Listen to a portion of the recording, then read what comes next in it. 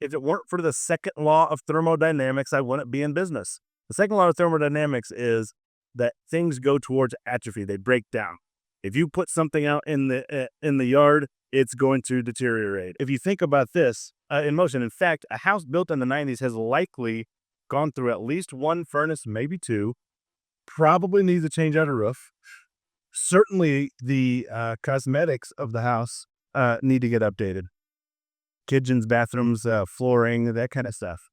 And so even a house built in the 90s has gone towards atrophy, disorder. The second law of thermodynamics is what keeps me in business. And it's what will keep you in business. Why? Because of all the houses that are out there, they're all going through the same thing. They're all getting one more year, one more day, more dated. Something else is breaking down. And that's just the actual house. We're not even talking about the occupants, because a lot of the times I'm buying houses from distressed, accidental landlords, people who have rented these houses out, thought that it would be a wonderful, awesome thing. They didn't have the knowledge. They didn't get the training. They didn't know how to handle all of this stuff, how to structure it, and not just from a paperwork perspective, but from a process and a training perspective. Yes, I train my tenants. Why? Because my tenants have a job to do, and that's to pay me month in, month out.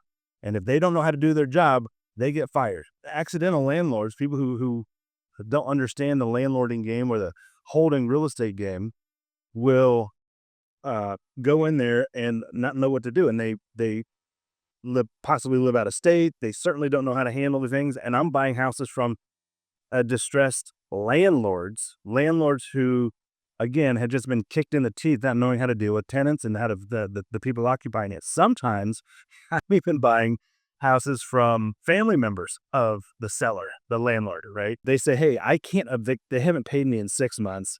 I can't evict my aunt, my cousin, my kid. I can't do those kind of things.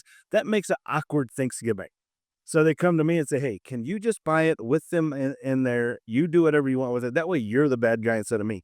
No problem. I basically turn into a family counselor at that moment. But there are deals everywhere. Don't try to force a deal into a situation that's just not there.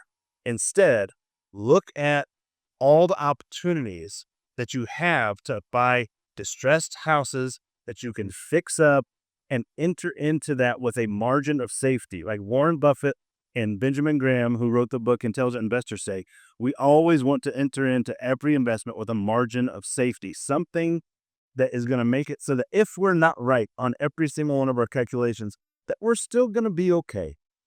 We want to get into houses where we have instant equity. And the way to do that, the easiest way to do that, is to find a house that needs some work, that's dated, just needs some help, and give it that help. Give it that TLC.